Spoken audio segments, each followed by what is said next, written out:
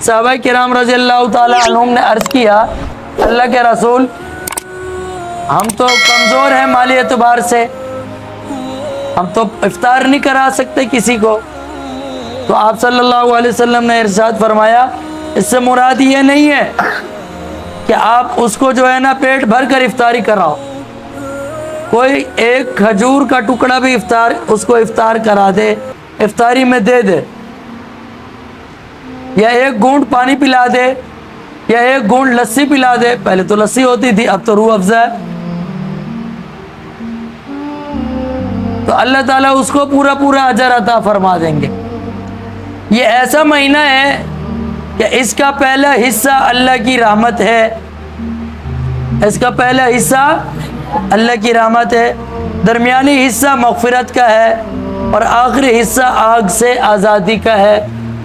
پہلا حصہ رحمت کا، دوسرا حصہ مغفرت کا، اور تیسرا حصہ جہنم سے آزادی کا ہے۔ 4 چیزوں کی اس میں کثرت رکھا کرو، جن میں سے 2 چیزیں اللہ کی رضا کے واسطے، اور 2 چیزیں ایسی ہیں جن سے تمہیں کوئی چارہ کار نہیں۔ پہلی تو 2 چیزیں جن سے تم اپنے رب کو راضی کرو، وہ کلمہ طیبہ اور استغفار کی کثرت ہے۔ دوسری چیز یہ کہ جنت کی طلب کرو اور آگ سے پناہ مانگو۔ جو شخص کسی روزے دار کو پانی پلائے، اللہ تعالیٰ قیامت والے دن حوض کوثر سے اس کو پانی پلائیں گے، اور جس کے بعد جنت میں داخل ہونے تک اس کو پیاس نہیں لگے گی۔ اتنی بڑی فضیلت ہے۔ روزہ کس کو افطار کرانا چاہیے؟ روزے دار کو، روزے خور کو نہیں۔ روزہ کس کو افطار کرانا چاہیے؟ روزے دار کو یا روزہ خور کو؟ ہے پکی بات ہے، روزے دار کو۔ روزہ کس کو افطار کرانا چاہیے بھائی؟ روزے دار کو، روزہ خور کو نہیں۔ اور جو شخص روزہ نہ رکھے اور سر عام کھائے پیے، اس کو بے عزت کرو۔ شرم کر، روزہ نہیں رکھا پھر بھی کھا پی رہا ہے۔ اچھا گٹکا کھا رہے ہوتے ہیں اور کیا کہتے ہیں؟ طبیعت ٹھیک نہیں ہے۔ گٹکا کھا رہے ہیں، کیا بولیں گے؟ طبیعت ٹھیک نہیں ہے۔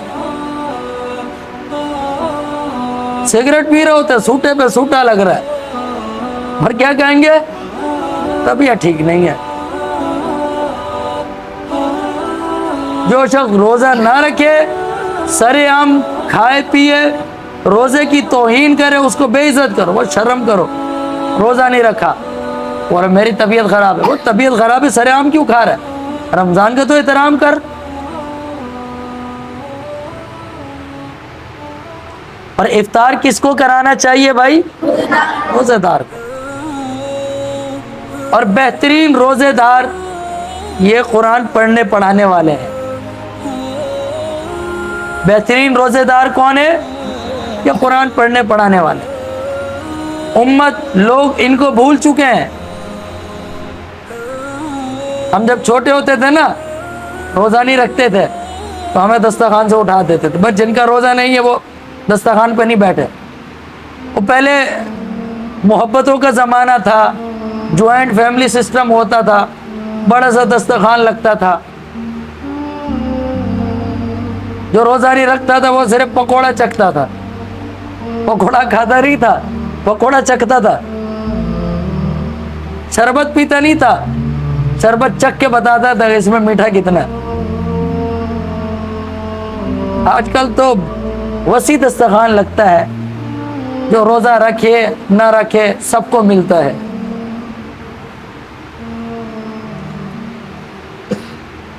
ہمیں بہت ساری باتیں یاد آ رہی ہیں۔ تو جو روزہ نہیں رکھتے تھے، پھر گھر والے کیا کہتے تھے؟ تو دسترخوان سے ہٹ جاؤ، روزے دار کو روزہ افطار کرنے دو۔ پھر ہم بھاگتے تھے مسجد میں، اور امید ہوتی تھی کہ مسجد میں دسترخوان لگا ہوتا تھا اور وسیع دسترخوان ہوتا تھا۔ باہر سے بھی مجھے یاد آتا ہے لوگ آ کے مسجد میں افطاری کرتے تھے۔ اب تو مسجد میں خود افطاری اتنی محدود ہو گئی کہ خود اندر کے انتظامیہ کے پاس بھی افطاری مکمل نہیں ہوتی. میں نے آپ سے کہا نا 10 روزے کے بعد پھر دیکھنا یہ بیچارے بچے جو ہیں قرآن پڑھنے والے یا مسجد میں ٹھہرنے والے یہ ڈھونڈ رہے ہوں گے کہ یار افطاری کہاں سے آئے گی. اور مسجد کے باہر روڈوں پر افطاری پوائنٹ لگے ہوں گے, لوگ فخر سے افطاری کرا رہے ہوں گے اور اس میں روزہ خور اکثر شامل ہوں گے.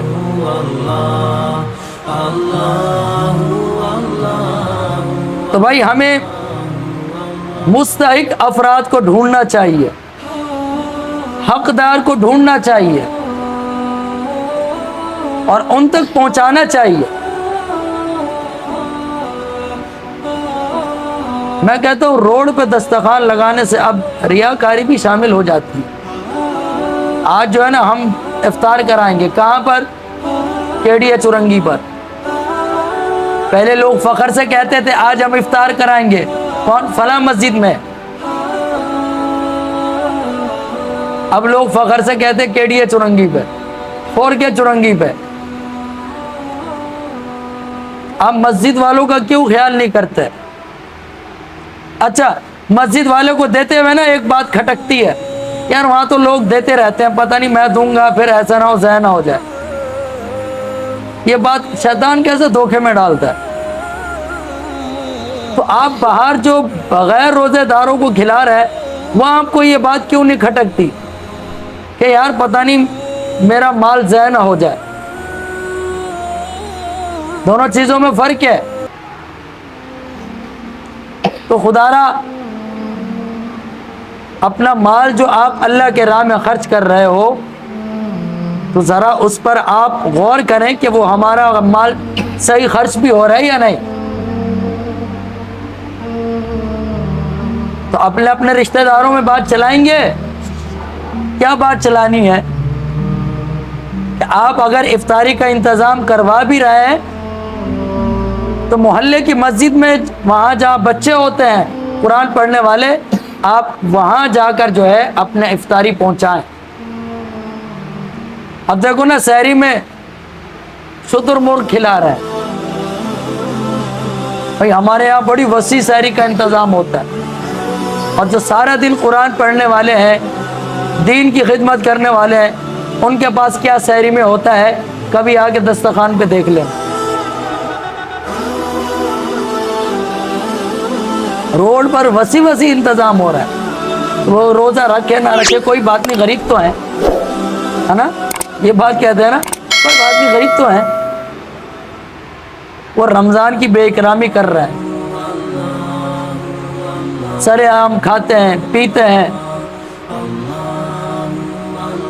کوئی بات نہیں غریب تو ہیں. اللہ تعالی ہمیں اپنے مال کو صحیح مصرف پر خرچ کرنے کی توفیق دے. اللہ تعالی ہمیں دین کی صحیح خدمت کرنے کی توفیق دے.